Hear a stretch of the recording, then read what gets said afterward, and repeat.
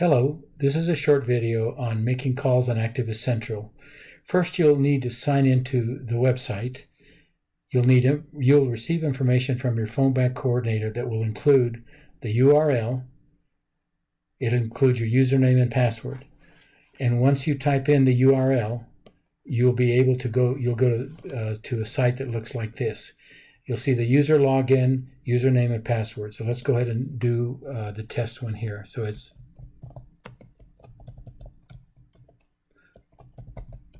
once you've put in your username and password, click on login, and it'll say your login is successful, and it'll take you to this page right here. At this page, the first thing you're going to see is phone banks for Amy Peruso, or whatever phone bank you're working on.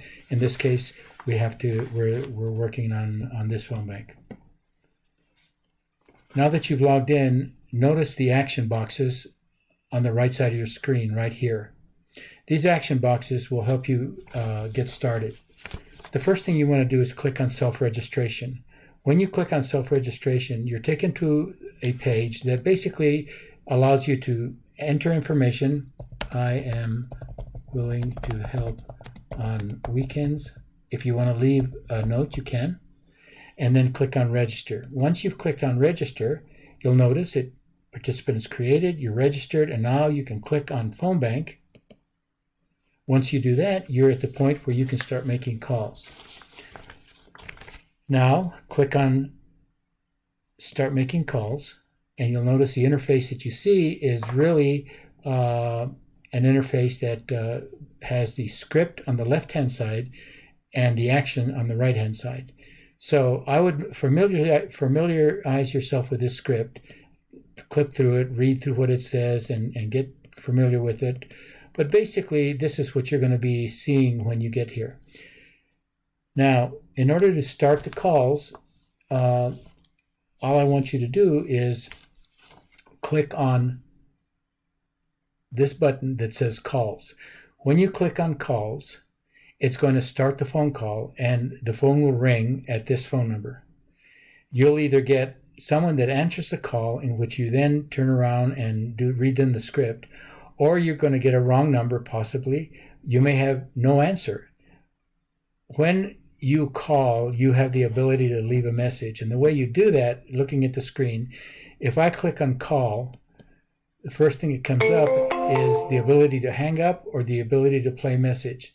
So if you wait till the tone and click on play message, Aloha, you'll be able to leave a message. So remember, wait for the tone before you click on the message.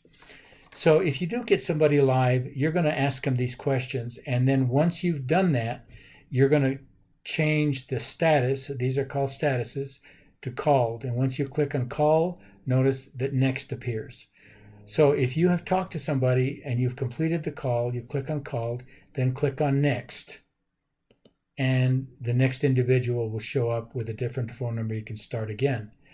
Now, if you get more than one or two people, so let's say David has a wife and she's also on this list, you want to resolve David, give him a status, then click on his wife and resolve her if she's available. If not, you want to click on her and say that she is, you can skip it, or you can click on no answer, or you could give her the same status. So if David says, yes, I support Amy, my sense is that you can put also that his wife supports Amy.